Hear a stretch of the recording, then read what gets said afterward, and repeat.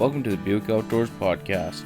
I'm your host, Sheldon Marion, and on this podcast, we dive deep into the outdoors. We discuss hunting and fishing techniques, give you tips and tricks, tell stories, and everything in between to help you enjoy the outdoors. Well, welcome back to another Buick Outdoors Podcast. I kind of want to start this one off by, pretty well speaking for the majority of us outdoorsmen. When people ask us for meat and for like fish, can you please stop? It sounds kind of rude, I know it does, but when it comes to that kind of thing, for the most part, I don't think people realize how much like time, effort, and money goes into this. And it's on either side of things too, whether it's hunting or fishing. For the majority of things when you go out hunting, for me to like just kind of get up and go right now to go hunting, like the majority of all the gear that you need, I already have it, kind of a thing. But when you break it down, like to go hunting, you don't just kind of go to somebody's field, they hand you a gun, they say, yeah, pick one of these, you shoot it, and then somebody kind of does it all for you, and then it magically gets butchered up and put into your freezer, kind of thing.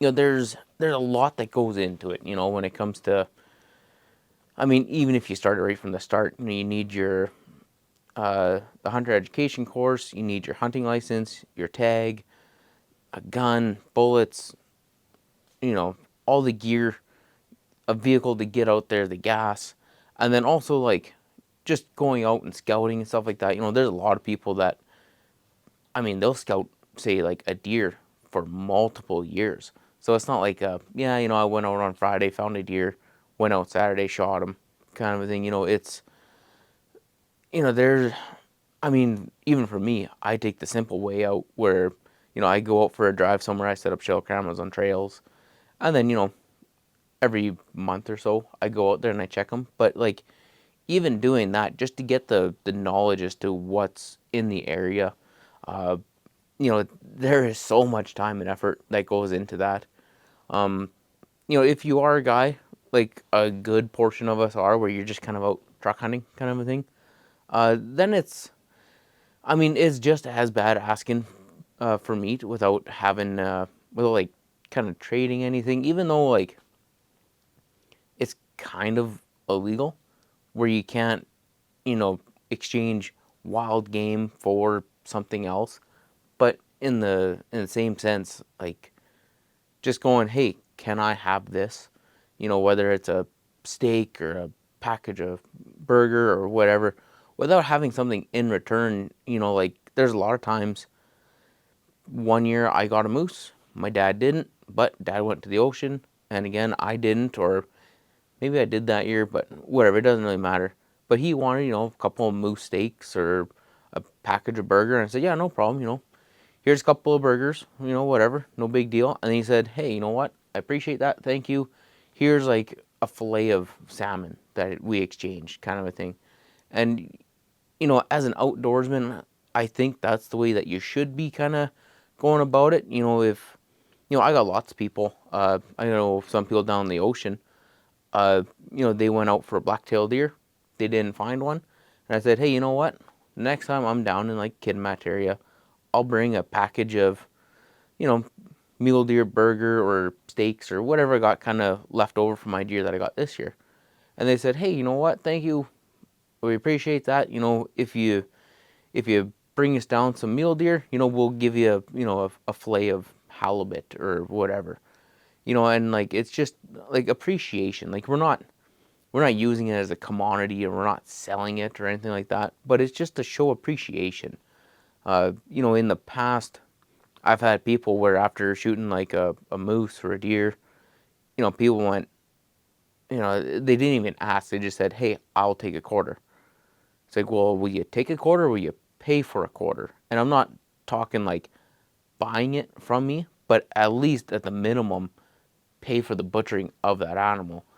When it comes to a lot of wild game, at least up here in the north anyways, wild game to get it butchered, it's, I want to say $1.20 per pound.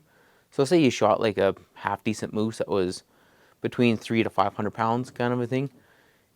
You know, 300 pounds at $1.20 a pound, it's over $300 to get this thing butchered up.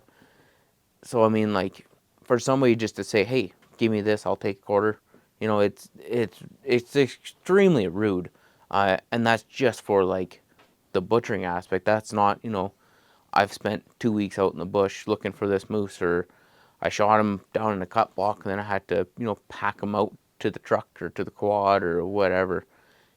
People don't realize how much time, energy, and effort actually goes into hunting. And the same thing goes with fishing. I've had so many people ask me for like a salmon.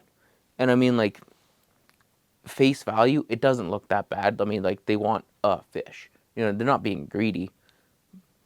You know, they're asking for one fish, not 10 or 12 or anything like that. But when it comes to salmon and halibut and prawns and stuff, if you're the typical guy that doesn't have a boat and you just want to go down to the ocean and you spend 2 days on the water, you catch your limit of fish, hopefully. It's not guaranteed, but hopefully you catch your limit of fish and then you bring that home. The cost per pound for you to catch that fish is just astronomical. Like, when you do that, you're going for the experience and for the smell of the ocean, see some whales possibly, and just enjoy the ocean. Fishing is totally secondary. Because if you're going down there to spend that much money to catch a handful of fish, because I mean, like, right now, we're allowed 2 salmon a day and 1 halibut per day. So at the end of the fishing trip, you're allowed 4 salmon and 2 halibut, I think, and then 6 crabs per day, so 12. And then when it comes to prawns, I can't remember. I think it's 250 prawns or 50 pounds or something like that. I'd have to double check the regulations. But, for a regular guy to go down and get like a fishing charter, which like most people do, for one person to go down there and catch a limit of fish, it's like $2,000 a day, roughly somewhere around there. I haven't checked any prices or anything like that, so it might be quite a bit off. But for one day, you're going to spend $2,000 to not even like guaranteed to catch this fish, but to possibly catch 2 salmon and a halibut. It might be 4 salmon. I might be wrong on that. I'd have to double check. But now when you break it down, that's potentially 6 fish. Divide that by $2,000. It is astronomical, and a lot of guides too. Some of them will do crabs, not all of them, because it doesn't exactly go out of their way, so to speak. I mean, it kind of does, but it doesn't really hurt them that bad. The problem that they have is so many people steal crab traps. So when you go out every single day and you always leave your crab trap out, and people keep stealing them, like there's a few guys where they just outright stop because they were going through a crab trap per day.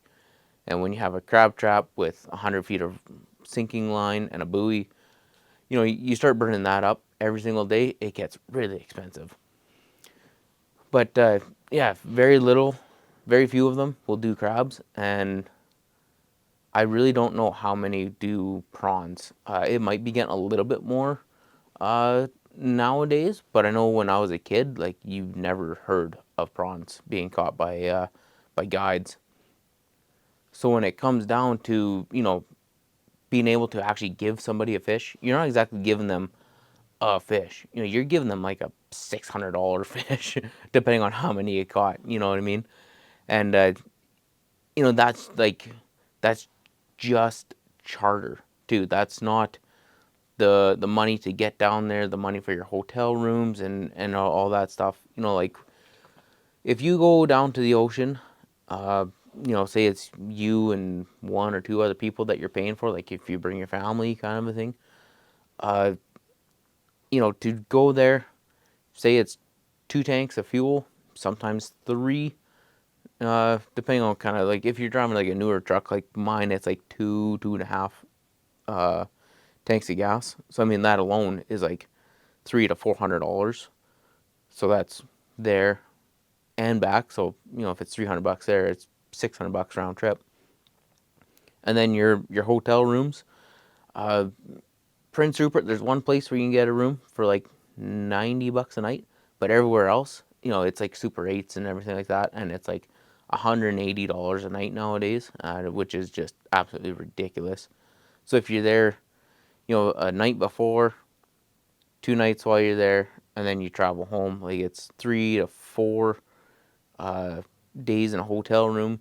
So if it's $200 basically per night, 2, 4, 6, we'll call it 3 days. $600 for your hotel rooms plus the $600 already for your fuel. That's $1,200.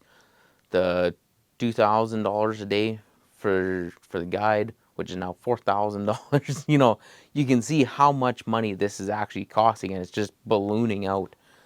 So when you come to a person that said and go, hey, you just got back from the ocean, can I have a fish? I mean, unless you're willing to dish out like $500, don't ask anybody for a fish.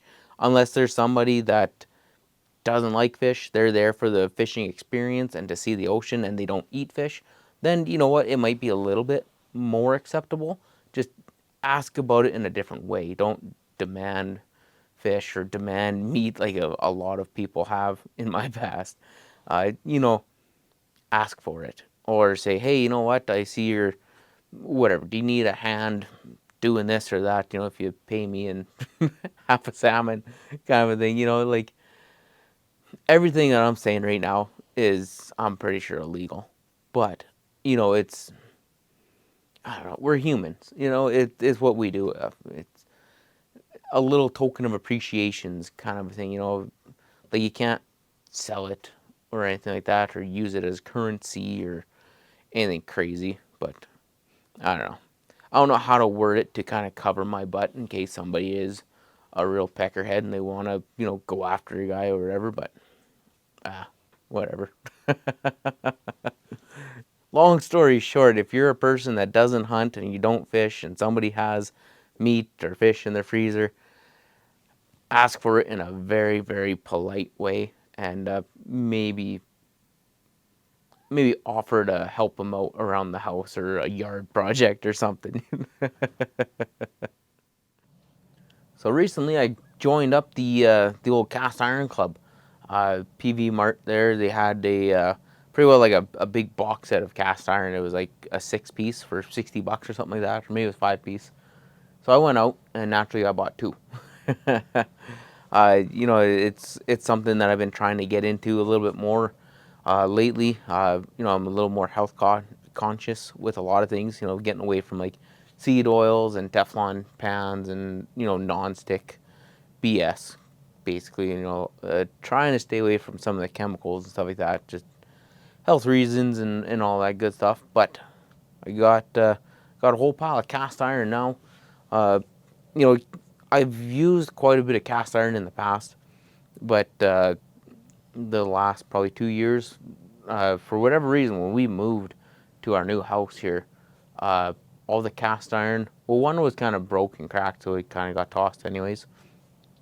And then there was two others that we had, and for whatever reason, when we were packing up, I guess we misplaced them or forgot them or accidentally threw them away, or who knows what happened to them. But regardless, they disappeared.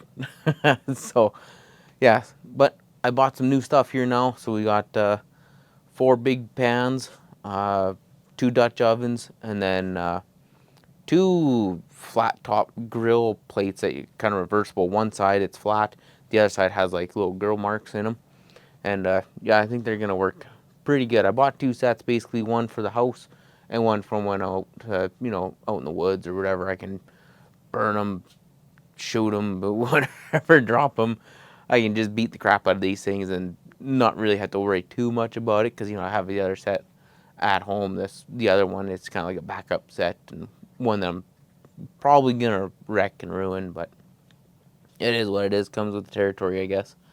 But I know with cast iron, there's a lot of people that want to use it, but they just it kind of like freaks them out or scares them or worries them, or they get anxiety about cleaning them and seasoning them and all that stuff.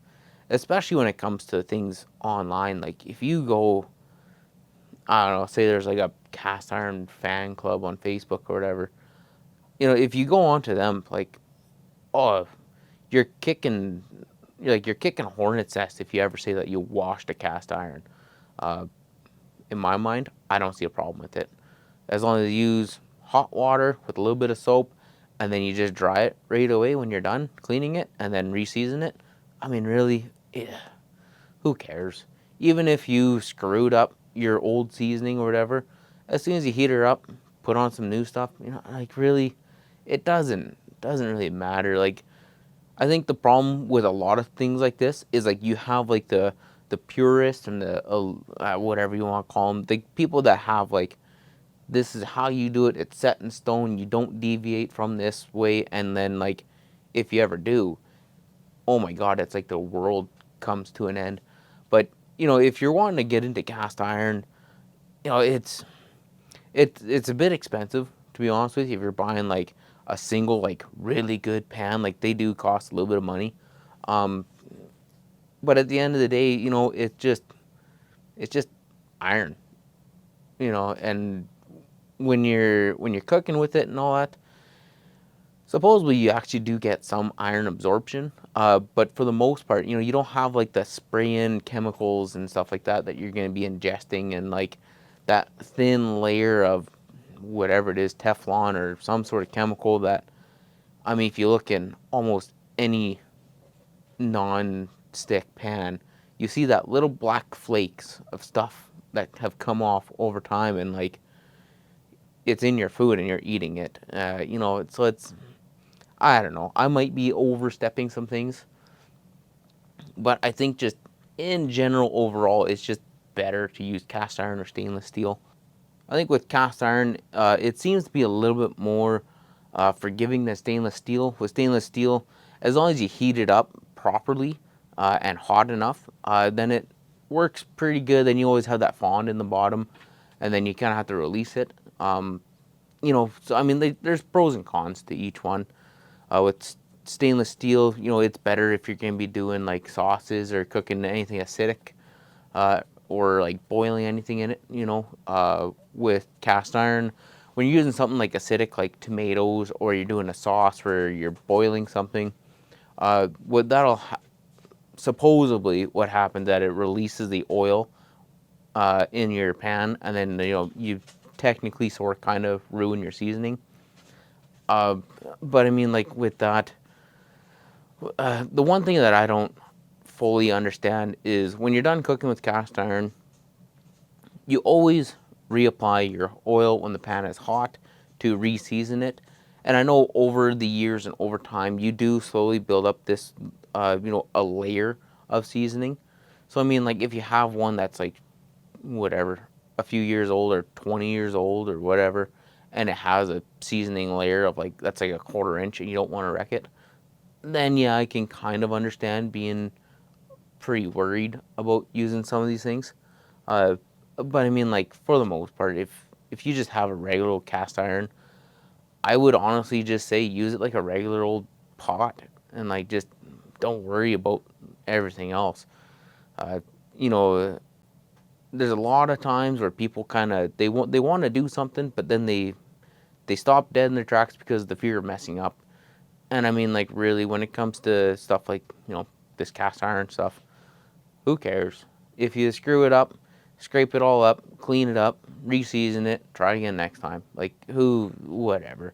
And even if you are on one of them like cast iron Facebook forums or whatever, uh, simply don't tell them that you screwed it up. Who cares? You know what I mean? There's a lot of things where, you know, it just, I don't know, people get overwhelmed or they worry about it or they freak out because it's something different, and like as long as you just take the simple approach to it.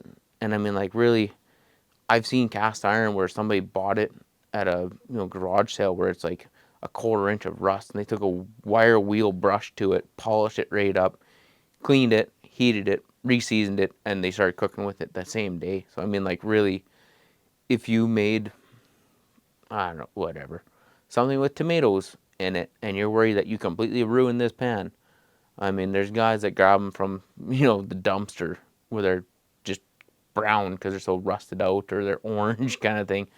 And they bring those back to life and they cook in them, and it actually doesn't seem like that hard of a job to do that. So I mean, if you're worried about your tomatoes, relax. It's gonna be fine.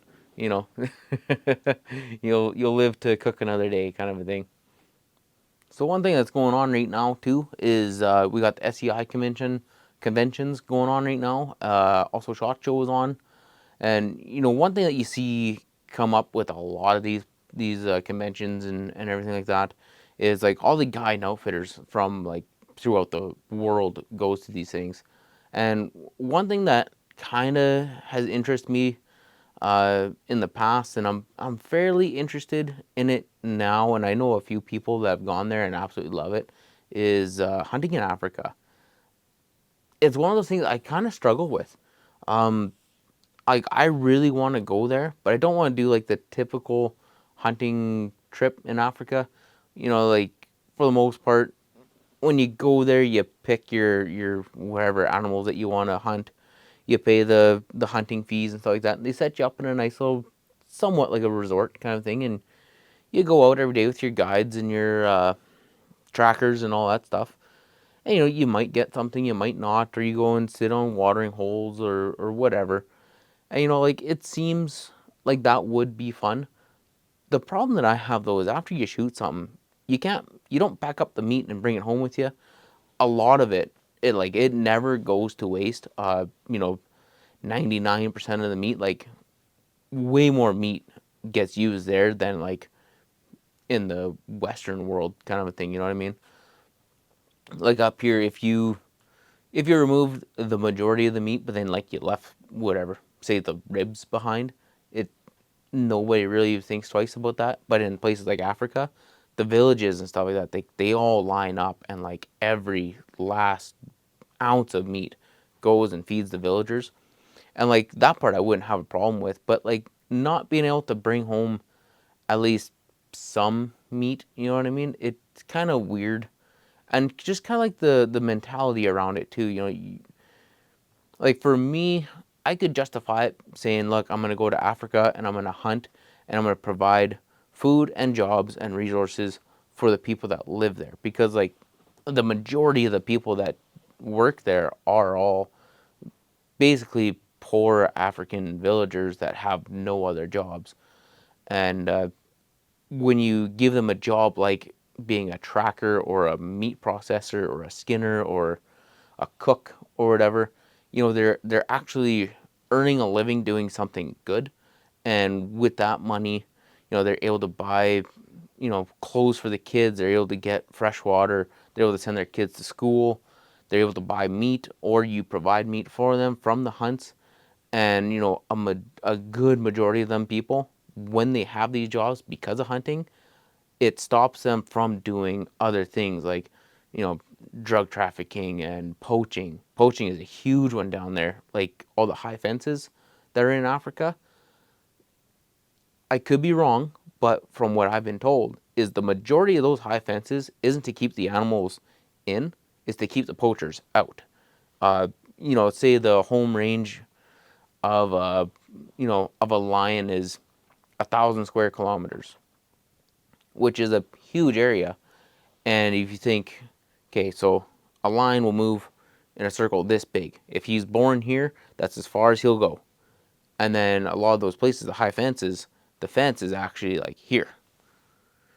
So even though this lion who's living in this circle is in this fence, that lion will never see any part of that fence his entire life, because they just don't go farther than this. Uh, so I mean, like the poaching aspect, it's massive, and it's one of those things where, you know, if I was one of those people living in a country like that, I would do the exact same thing. Uh, you know, like it is cruel and it's rude and it's mean and it's whatever, and it's very illegal. But if you are living in a place where you can't get a job, you don't have any food, you don't have clean water, you're wearing rags for clothes, you see an elephant walking around, you go, hey, those tusks are worth X amount of dollars.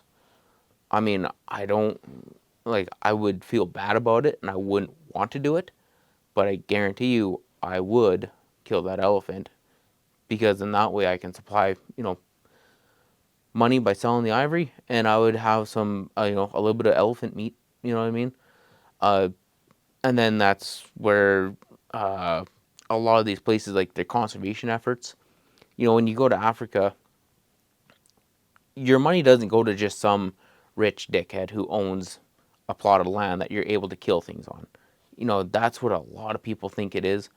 What happens is when you go to Africa and you buy into these places, you're not really buying into it, but you're paying for the rights to hunt their animals, because in a way they do own the rights to those animals. I think I could be wrong. I'm just a dummy on YouTube and a dummy on Spotify or whatever.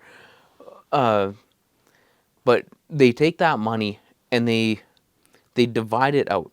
There's like your regular business expenses to keep the business running, and then there's like the employees and all that stuff, and then there's so many conservation groups and like humane efforts and stuff like that, where they give money back to the locals and to the schools. Um, I believe it's through SCI before you go on these hunting trips to places like Africa and Tanzania or whatever. Uh, you can, I'm pretty sure it's SCI, but you can call them up or email them or whatever, and they'll send you like this care package kind of a thing, where you bring it down, you go to the school, you meet some of these kids, and in the care package, it's like a duffel bag full of like sports equipment, school supplies, stuff like that. It's one of those things where it's hard for regular old people to understand. Like, we love animals so much that I don't even know how to word it without sounding crazy, but like, I love elk. I also like to hunt elk. Unfortunately, part of hunting an elk is killing the elk, because I like to eat elk. But at the same token, I like them so much that if somebody said, hey, you know what? We need to save the elk, we need to raise whatever, $100,000 to protect them for whatever, I would happily donate money and help to protect these elk. So in that way, once they're protected, they can grow, they can be healthy, and then in the future, there'll be enough of them that I can go back to hunting them. You know what I mean? Like, that's one thing that people have a real hard time understanding, is like the way money works with conservation kind of a thing. But when it comes to hunting out in Africa, I would love to go down there and hunt, um, but it definitely wouldn't be for like the monkeys and baboons and tiger and stuff. It would be all like the deer and antelope type animals. But one thing that I would really like to do is to go there, and I don't want anything to do with like the retreats and stuff like that. I want to go to where the tribes are living in their mud huts and they're surrounded by their lion proof fencing and stuff like that. And like, I would love to go out with those tribal people with like one of their bows or their spears or blow darts or whatever, and just like hunt with them and fish with them and do it traditionally, I guess. Like, I don't want to use a rifle for the majority of it. Like, there's a couple of things that I would love to just hunt with the tribesmen. Like, okay, we go out here and they show you how they corral the animals, how they sneak up on them. Oh, something like that would be just absolutely amazing. And then an experience like that, when you come back, you would try their way of food, their way of preparation. A lot of it is like some weird things. Like, they love, is it raw liver, or it's raw kidneys, and they dunk it in like gallbladder bile, and they eat that. That would be a little weird, saying like drinking warm blood kind of thing that they drain out of the animals. That would be very, very strange. But when it comes to more of the way they cook things, I would like to enjoy that. The raw stuff I'd probably stay away from, respectfully. Hopefully, I don't know. They might force you to eat it. But stuff like that. You know, and that's for me traveling anywhere.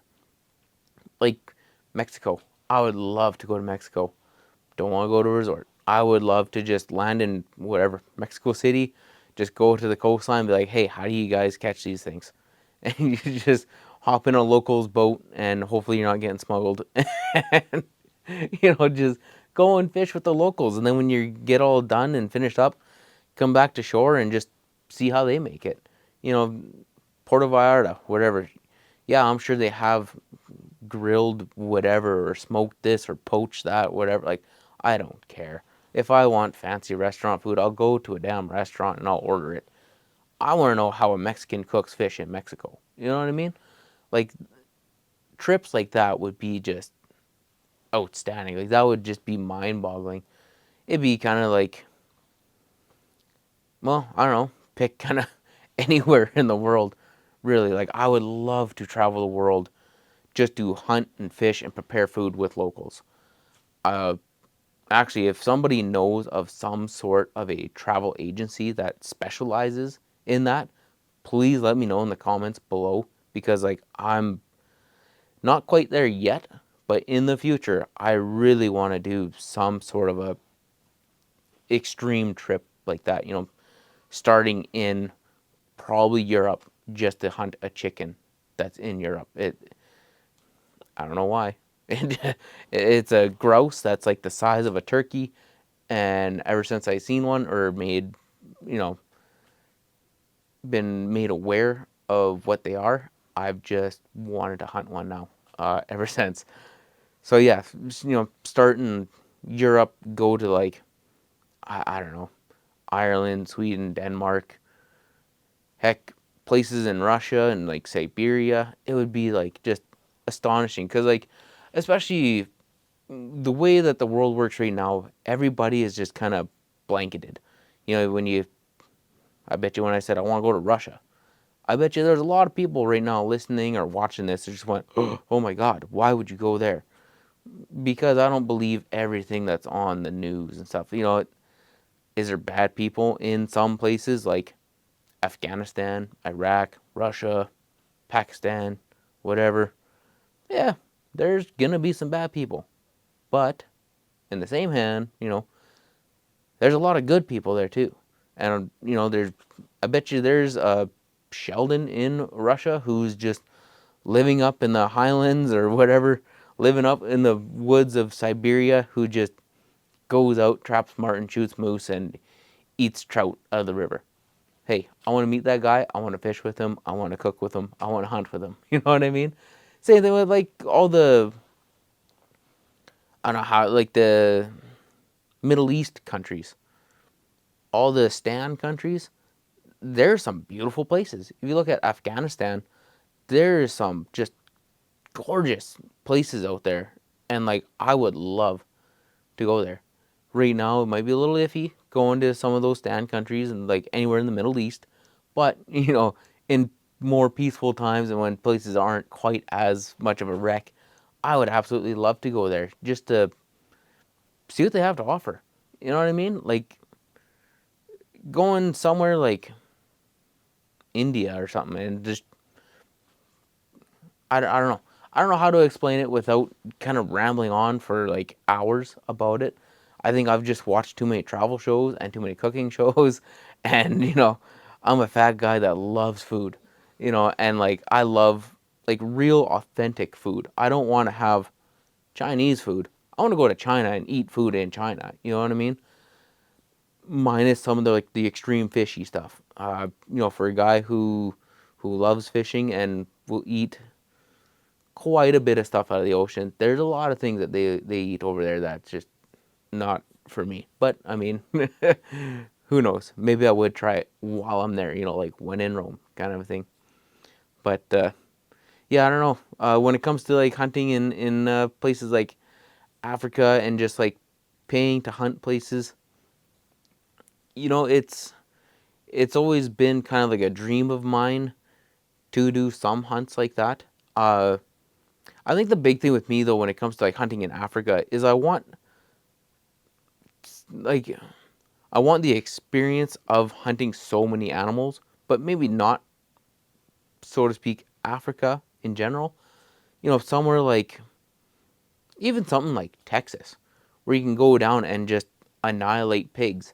I would love to do that, just because I'm such a freak when it comes to like trying different methods, I guess is the good way of saying it. Like when it comes to my bear hunts, I don't just grab my 30-06 and go hunt bears. Like that's not my bear gun. I've used my 30-06, I've used my 300, single shot 16 gauge shotgun with the slug that's 100 years old. I want to use a pellet gun, which I have now. I have a 50 caliber pellet gun. I just gotta get an air bottle and the valve to fill it up. What else have I used?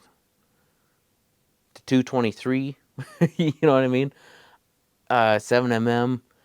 I'm always wanting to try something different and just to, I don't know if it's really scientific or anything like that. I just like to see how certain things perform certain ways. Like the 223. I didn't think a regular bullet was going to work, so I used a varmint bullet and I shot him in the neck and it worked flawlessly. I wouldn't recommend it, but it worked great. The pellet gun, I've been told it'll work, so I got one. And now I'm going to see if it works. And then also there's like the challenging aspect of it too. I just like to experiment and try different things. Oh, my bow. I can't believe I forgot that. I've got a bear with the bow. Like it's something that, I like to just hunt different animals using different techniques and different ways. And like, that's why like one of the big things I want to do is go, like if I was in Africa, I want to go with the tribesmen and use one of their bows. Like, yeah, sure, I can grab my APA and fly over wherever and use that, and I know it works. But like, what's the challenge?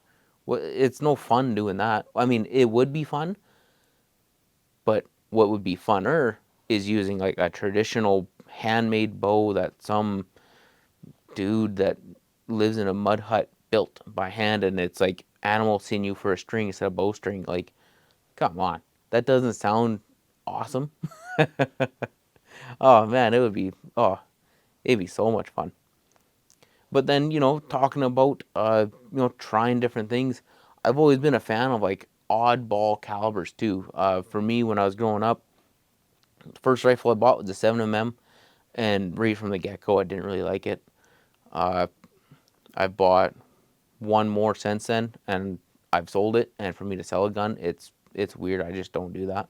But 7mm is one thing that I won't buy again. I don't think.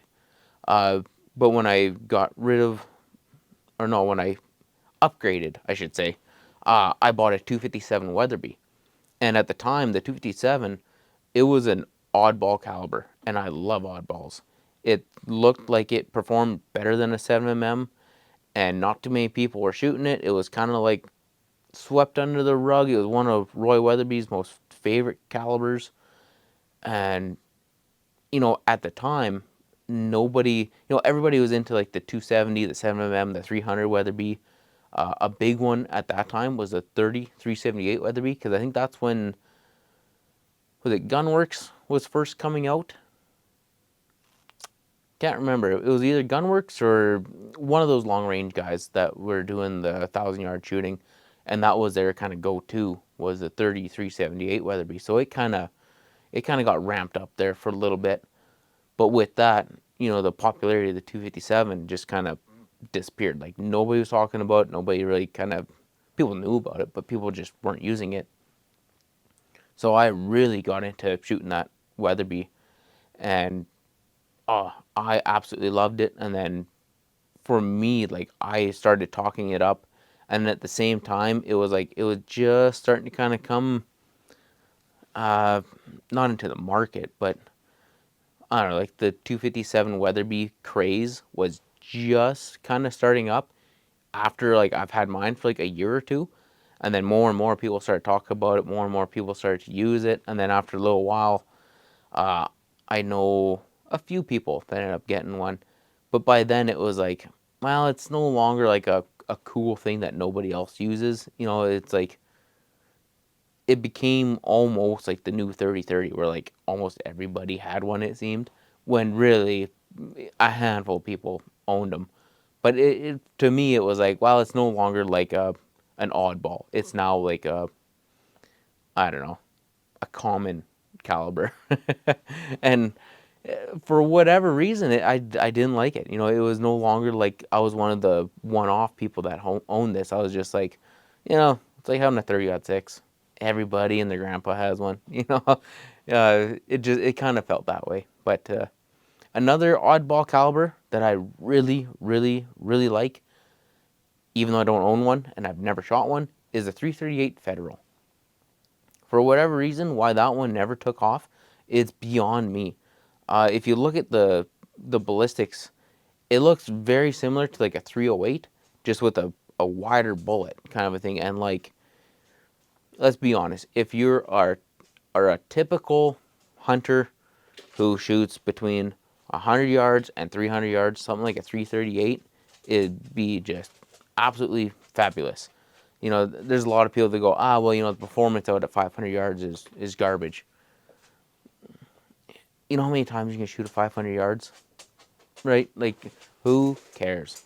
Sure, it drops like a cannonball, but I mean, really, if I had a 338, it would be an amazing deer gun, and I think it would work extremely well as a bear gun and a moose gun, because the 338, it's nice and wide. You can get some really thick, dense bullets for it. It's going fairly slow, but if you had like I don't know if you'd really want to use like a fairly solid bullet, like a copper bullet or anything like that, but maybe something like Federal Fusion almost, because it's going so slow. It's going to be hard to actually open that up if you're using like a fairly solid bullet. But if you're using something like Federal Fusions, Accubons maybe, I think those bullets would be just absolutely flawless in the 338 Federal. But nowadays with 338 Federal, it's very, very hard to find a rifle that's chambered in it. It seems like when Federal first came out with that gun, you know, it's kind of like anything else. You know, they have like their handful of firearms that come out in this caliber. If it takes off, they expand. If it doesn't, well, they just kind of, you know, they kill it off kind of thing. That's kind of what seems to have happened with 338 Federal. So now trying to find a rifle that's actually chambered in it is very, very hard. And it's one of those things where if I had one in the past and I really liked it and I wanted to upgrade it, I would possibly go like the custom route and just build a custom gun around it. But my problem is I've never shot one. I don't know how they perform. I don't know anybody who's had one. So I mean, you can't even like bug them about it. So for me to dish out, you know, a few $1,000s on a custom rifle just to try it to see if you like it, you know, I don't know. And if you don't like it, you know, it's a 338 Federal. How many people are actually looking for one? You know, you might spend whatever it is, $3,000 to build this custom gun, and if you don't like it, there's a good chance that you're not going to be able to sell it because, in a way, like nobody wants it. But if I ever do find one that's maybe slightly used, I would definitely consider buying a 338 Federal. But it's one of those things. I think what I might have to do with that is, if I get serious about it, I might have to just kind of scour the web and just start looking. There's several, well, I wouldn't say several, but there's a few gun sites now that you can kind of just search up certain calibers and all that stuff. So who knows? I might be able to take that route here one of these days and start looking for one.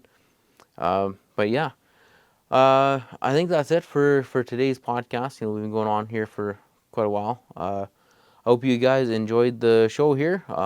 If you did, hit that like down the bottom. If you're watching this on YouTube, subscribe to the channel. If you're on Spotify or any other little podcast network or whatever you want to call it, you know, I'd really appreciate it if you head over to YouTube and subscribe to our channel and help us grow a bit. Anyways, guys, hope you enjoyed this one. We'll see you on the next one.